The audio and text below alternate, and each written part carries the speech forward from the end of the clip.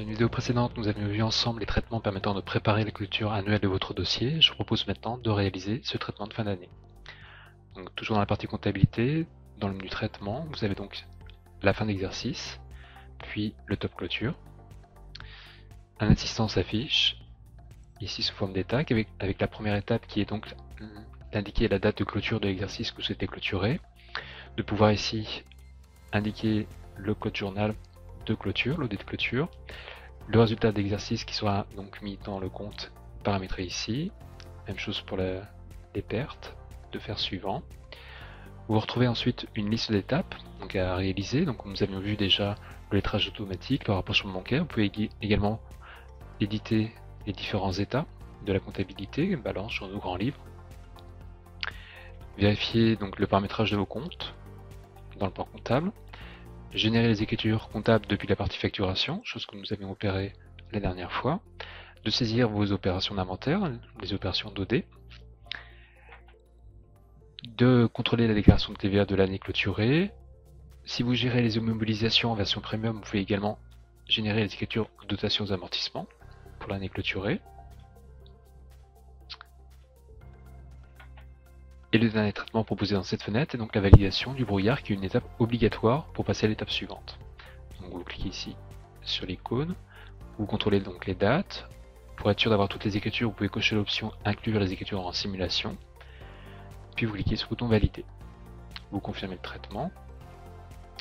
On vous propose ensuite de réaliser une sauvegarde. Donc nous vous conseillons de réaliser la sauvegarde avant de lancer le traitement, donc qui est le premier choix. Confirmez l'emplacement. Donc un message qui indique que la sauvegarde a été réalisée avec succès, puis la validation du brouillard se lance, avec à la fin le nombre d'écritures qui ont été donc validées.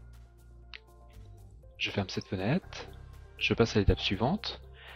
Ici, l'étape qui concerne donc la sauvegarde DGFIP, avec donc l'export de tous vos états comptables et de vos données comptables, ainsi que la partie facturation, si vous êtes en version intégrée.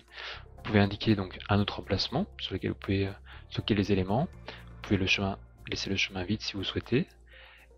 Vous retrouvez également dans ce même répertoire de sauvegarde des GFIP le fichier des écritures comptables de vos années clôturées.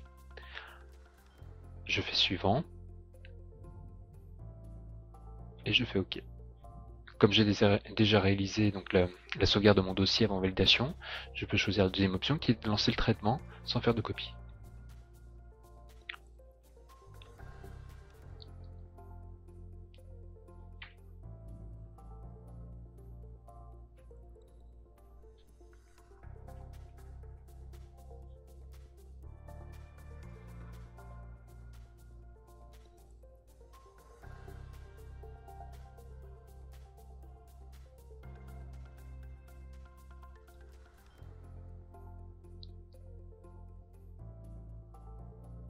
Voilà, une fois le traitement de clôture donc réalisé, je peux donc fermer cette fenêtre.